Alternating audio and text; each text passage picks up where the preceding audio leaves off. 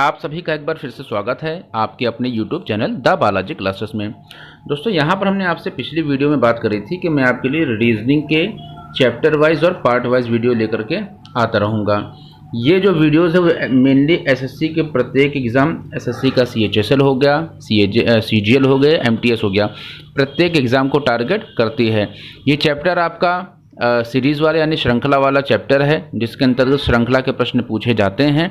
श्रृंखला के प्रश्न आपके एसएससी के अलावा बैंक है या रेलवे है, इन सभी वनडे एग्ज़ाम्स में भी पूछे जाते हैं। इसलिए ये जो वीडियो है वो प्रत्येक एग्ज़ाम को टारगेट की जा सकती है। कोई भी एग्ज़ाम का बच्चा हो वो इन वीडियोज़ को देख करके कुछ ना कुछ इससे सीख सकता है या प्रैक्टिस कर सकता है। आप प्रैक्टिस के तौर पर इस वीडियोज़ को देखिएगा, क्योंकि ये जो प्रश्न हैं वो पिछले साल के सीजीएल एग्ज़ाम्स में आप देख रहे हैं पूछे जा चुके हैं 2010 के। तो जो पिछले साल के एग्ज़ाम्स होते हैं जिन्हें प्रीवियस ईयर क्वेश्चन या PYQ कहते हैं, ये प्रश्न रिपीट भी हो सकते हैं या रिपीट होते रहते हैं, ठीक है। और ये मोस्ट इंपॉर्टेंट होते हैं क्योंकि इनसे मिलते जुलते प्रश्न ही आपके एग्ज़ाम में पूछे जाते हैं।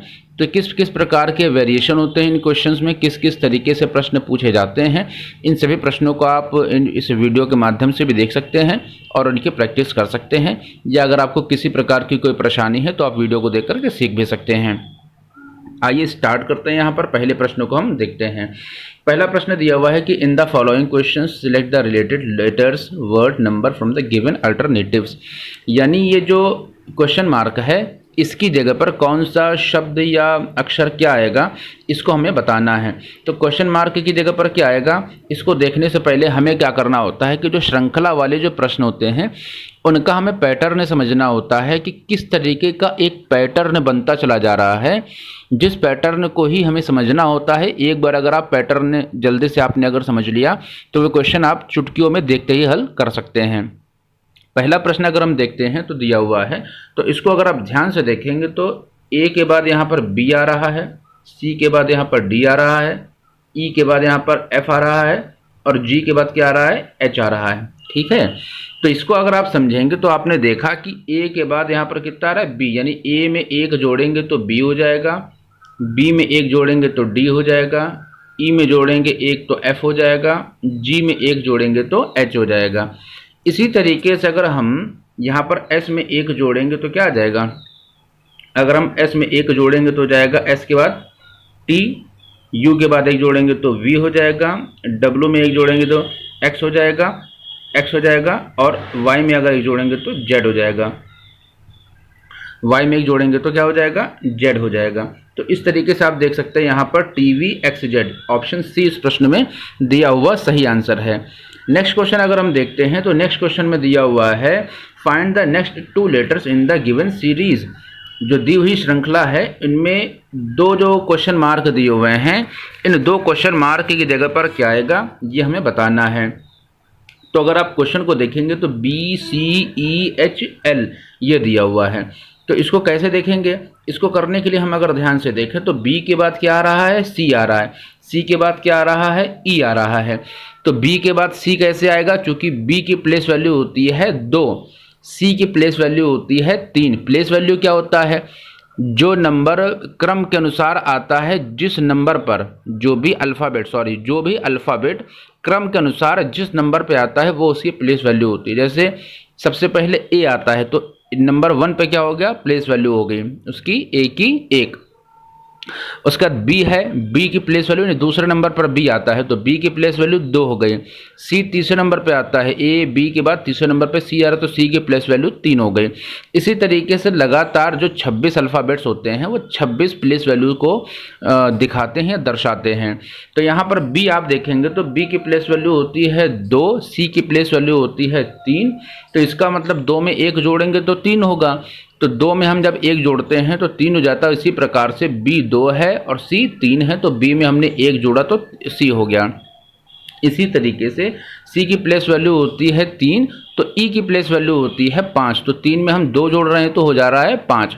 इसी तरीके से E की प्लेस वैल्यू 5 है, H की प्लेस वैल्यू होती है 8। ये प्लेस वैल्यू आपको याद करनी होगी। किस तरीके से याद करते हैं, अगर आपको नहीं याद हो रहा तो आप मुझको बताइएगा कमेंट करके। मैं आपको एक ऐसी ट्रिक बताऊंगा जिसको आप याद करेंगे तो बहुत जल्दी ही आपको ये मुश्किल से 2-3 मिनट के अंदर ये याद भी हो जाएगा और लंबे समय तक याद रहेगा। तो यहाँ पर क्या देखते हैं, ई कितनी प्लेस वैल्यू रखता है, 5 रखता है। ई की प्लेस वैल्यू होती है 5, एच की प्लेस वैल्यू होती है 8। तो इसका मतलब हमने 5 में क्या जोड़ा, 3 जोड़ा होगा तभी हमें 8 मिला होगा, यानी हमने ई में क्या जोड़ा होगा, 3 जोड़ा होगा तभी हमको ई एच की प्लेस वैल्यू मिली होगी। एच होता है 8, एल होता है कितना, तो एल होता है 12, यानी 8 प्लेस वैल्यू है एच की, एल की प्लेस वैल्यू है 12। तो हमने एच में कितना जोड़ा होगा, एच में हमने जोड़ा होगा कितना जोड़ा होगा, एच में हमने जोड़ा होगा 8 4 12, तब जाकर के हमको एल मिला होगा। अब हमें एल में कितना जोड़ना होगा, हमें 5 जोड़ना होगा। तो आप समझ सकते हैं कि यहाँ पर क्या पैटर्न हो रहा है, पैटर्न हो रहा है कि हम 1 जोड़ेंगे, फिर 2 जोड़ेंगे, फिर 3 जोड़ेंगे, फिर 4 जोड़ेंगे, इस तरीके से जोड़ते चले जा रहे हैं। तो एच की प्लेस वैल्यू कितनी थी 8, एल की प्लेस वैल्यू है 12, तो हमने क्या जोड़ा जो 12 आ गया, तो हमने 4 जोड़ा तो 12 आ गया एल। अब क्या जोड़ेंगे, 5 जोड़ेंगे, तो एल में जोड़ेंगे कितना 5, तो 12 में अगर हम 5 जोड़ेंगे तो हो जाएगा 17। 17 प्लेस वैल्यू होती है क्यू की, तो यहाँ पर एक ही जगह पर क्यू दिया हुआ है, इस प्रकार से आपका ऑप्शन सी सही हो जाएगा। क्यू में अगर हम 6 जोड़ेंगे तो हो जाएगा 17 6 23, 23 होती है डब्ल्यू के प्लेस वैल्यू। तो आप इस तरीके से स्मार्टली वर्क भी कर सकते हैं कि आपको जब एक क्वेश्चन का ऑप्शन मिल गया है तो आपको पूरा उसको चेक नहीं करना, क्योंकि जब दूसरे ऑप्शन में अगर डब्ल्यू दिया होता या कुछ दिया होता तो आपको सॉल्व करके देखना पड़ता है। यहाँ पर एक ही ऑप्शन, इसलिए आपको समय बर्बाद नहीं करना है, इसको ही टिक करके आगे बढ़ जाना चाहिए। नेक्स्ट क्वेश्चन अगर हम देखते हैं तो नेक्स्ट क्वेश्चन दिया हुआ है तीसरा, यहाँ पर ए के बाद डैश, बी के बाद डैश, ए के बाद फिर डैश, इस तरीके से इस डैश के अंदर क्या आएगा, इस सीरीज को हमें कंप्लीट करना है, इस दी हुई सीरीज को हमें क्या करना है, कंप्लीट करना है। कैसे कंप्लीट करेंगे, तो अगर आप इसके आखिरी में देखें तो एक पैटर्न आपको देखने को मिल रहा है ए बी बी एन। तो यहाँ पर इसको ही हमें टारगेट करते हुए चलना है कि किस प्रकार से ये क्वेश्चन बन सकता है। तो यहाँ पर अगर हम देखेंगे तो ए के बाद क्या आना चाहिए, बी आना चाहिए, ए के बाद यहाँ पर क्या आना चाहिए, बी आना चाहिए। तो बी आपको इस एक ऑप्शन में देखने को मिल रहा है, इसके अलावा और यहाँ पर भी देखने को मिल रहा है। तो आप देख सकते हैं यहाँ पर 2 ऑप्शन तो आपके, अच्छा यहाँ पर भी बी देखने को मिल रहा है, कोई बात नहीं।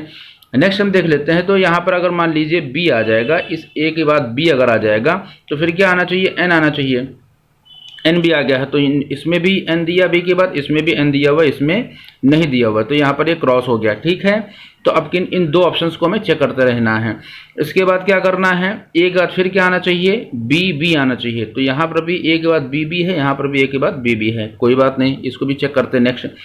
फिर यहाँ पर बी बी एन के बाद फिर कितना आना, फिर ए आना चाहिए। तो बी बी के बाद यहाँ पर एन आ गया, जबकि ए आना चाहिए, यहाँ पर ए देखने को मिल रहा है। तो इस प्रकार से ऑप्शन 20 प्रश्न का सही आंसर हो जाएगा, B N B B A N इन सभी डैश की जगह पर आएगा। नेक्स्ट क्वेश्चन अगर हम देख लेते हैं तो नेक्स्ट क्वेश्चन दिया हुआ है कि विच वन इज रॉन्ग, यानी दिए हुए इस जो सीरीज में कौन सा ऐसा शब्द है जो रॉन्ग है या गलत है। तो इस प्रकार के प्रश्नों को करने में थोड़ी सी कठिनाई होती है, क्योंकि इसका जो पैटर्न है उसको समझना थोड़ा सा कठिन इसलिए होता है क्योंकि ये बड़े नंबर्स होते हैं और उतने बड़े नंबर्स को कैलकुलेशन करना पड़ता है कि कौन सा पैटर्न यहाँ पर फॉलो कर रहा है।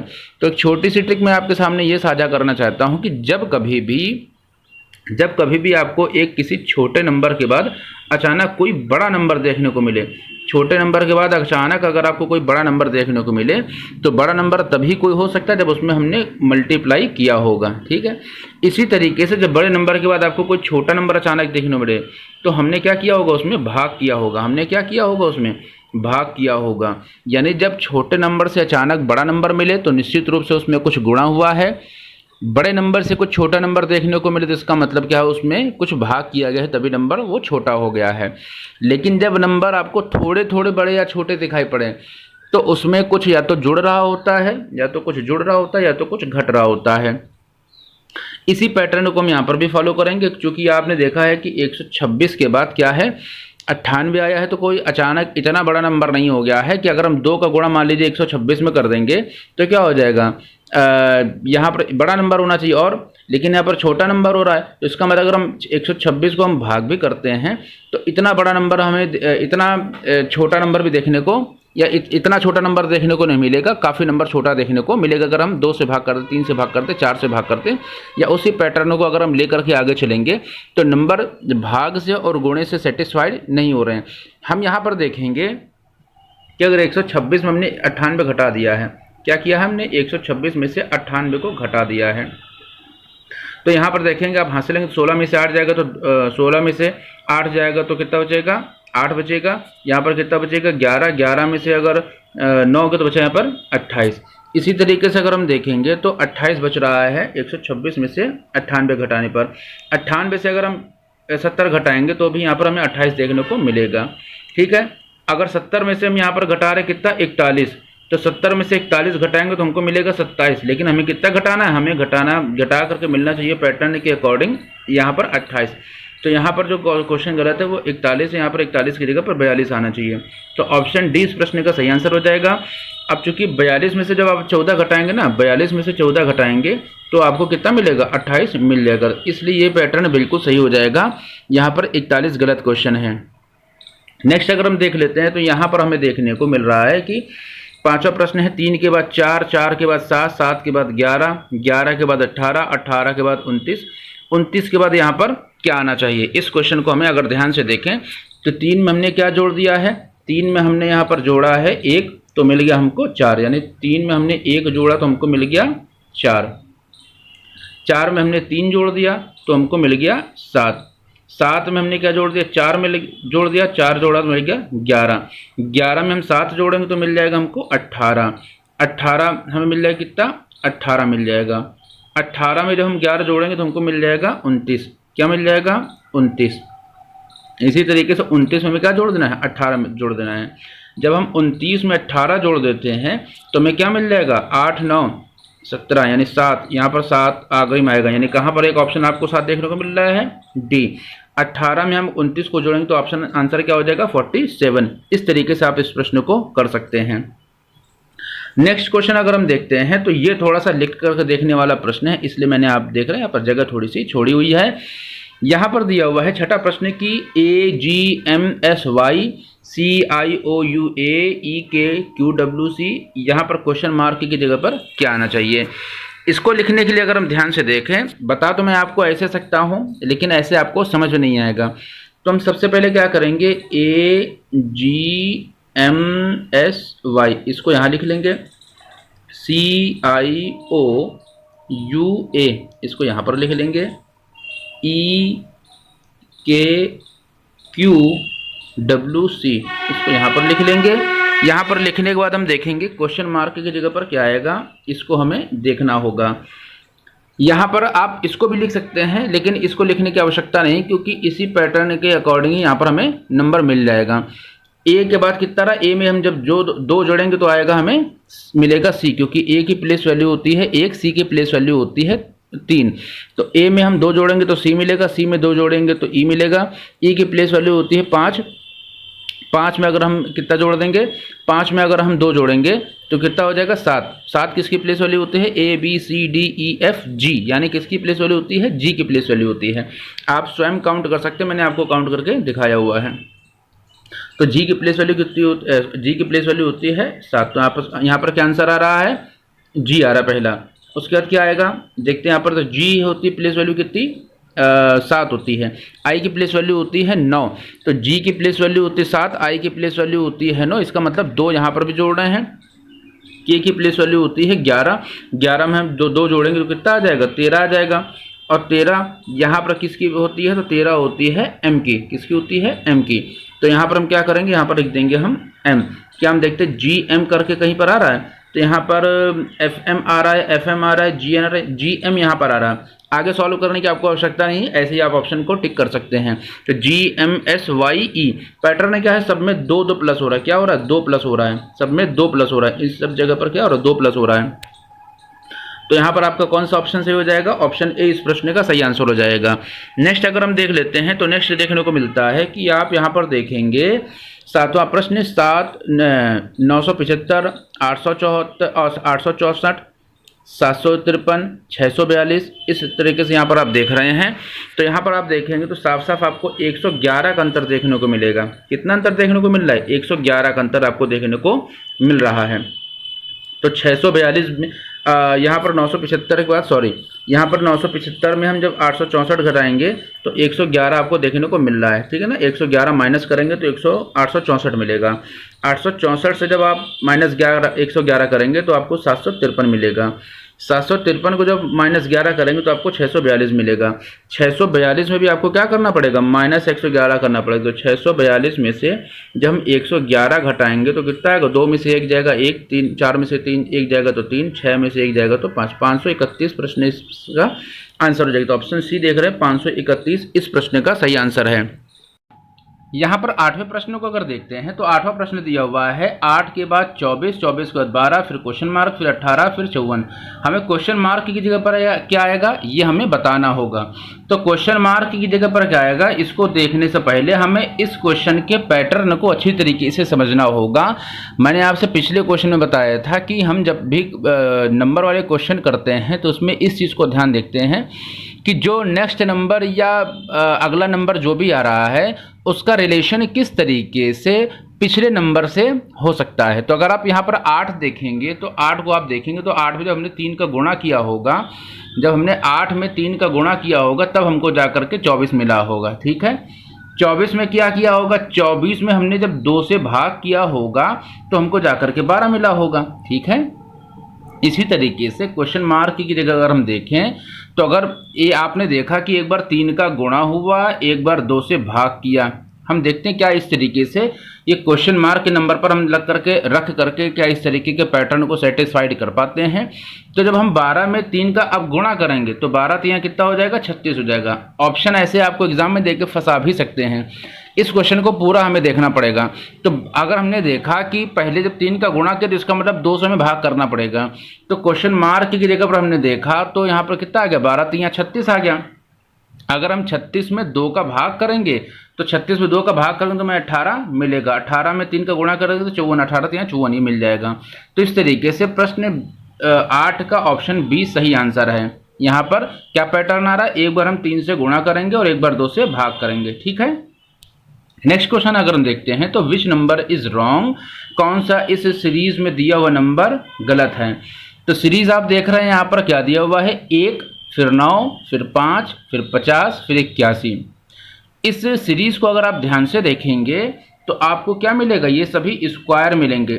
1 का स्क्वायर 1 ही होता है, 3 का स्क्वायर 9 होता है, 5 का स्क्वायर 25 होता है।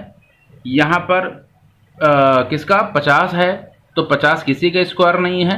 7 का स्क्वायर होता है 49 और 9 9 81, 9 का स्क्वायर होता है 81। अब आप सोचेंगे सर इसको कैसे आपने गलत कर दिया। हम इसको एक बात को ध्यान से देखेंगे तो एक यानी जो विषम नंबर होते हैं, 1 के बाद 3, 3 के बाद 5, 5 के बाद 7, 7 के बाद 9, इस तरीके का पैटर्न तभी हो सकता है जब हम 50 को हटा करके 49 रखेंगे। तो यहाँ पर गलत आंसर है ऑप्शन सी, 50 इस प्रश्न का गलत आंसर हो जाएगा, ठीक है। नेक्स्ट क्वेश्चन अगर हम देख लेते हैं तो नेक्स्ट क्वेश्चन को हम देखने पर यहाँ पर आएंगे कि यहाँ पर एक पैटर्न दिया हुआ है 10वें प्रश्न का कि यहाँ पर पहले डैश है, फिर ए, फिर डैश, फिर ए बी ए। इस तरीके से इस क्वेश्चन को आप देख सकते हैं। और क्वेश्चन मार्क की जगह पर क्या आएगा, इस सीरीज को हमें कंप्लीट करना होगा। अगर हम यहाँ पर ए को रखें तो ए को रखने पर आप क्या देखेंगे कि सबसे पहले यहाँ पर ए के बाद यहाँ पर ए आ रहा है, ए के बाद कितना आएगा, बी आएगा। जब बी आएगा तभी तो ए आएगा ना, बी के बाद ए आ रहा है, ठीक है। तो यहाँ पर हम क्या रखेंगे, अगर हम यहाँ पर फिर से ए रख देंगे, क्योंकि ए रखेंगे तभी यहाँ पर नेक्स्ट जो बी देखने को मिल रहा है वो आएगा, ठीक है। इसी तरीके से क्या करेंगे, हम यहाँ पर ए और यहाँ पर भी ए रखेंगे तो ऑप्शन ए इस प्रश्न का सही आंसर हो जाएगा। इस तरीके से महत्वपूर्ण 10 प्रश्नों को हमने देखा है। लेकिन ये जो आपका जो श्रृंखला वाला चैप्टर है, इसका एक पार्ट मैं और लेकर के आऊँगा जिसके अंतर्गत मैं तकरीबन 20 प्लस यानी 25 प्रश्न के आसपास इस प्रकार के क्वेश्चंस को लेकर के आऊँगा, क्योंकि इस प्रकार के प्रश्न सब एग्जाम में सबसे ज़्यादा परेशान करते हैं। इसलिए इस प्रकार के प्रश्नों की हम प्रैक्टिस ज़्यादा करेंगे, ठीक है।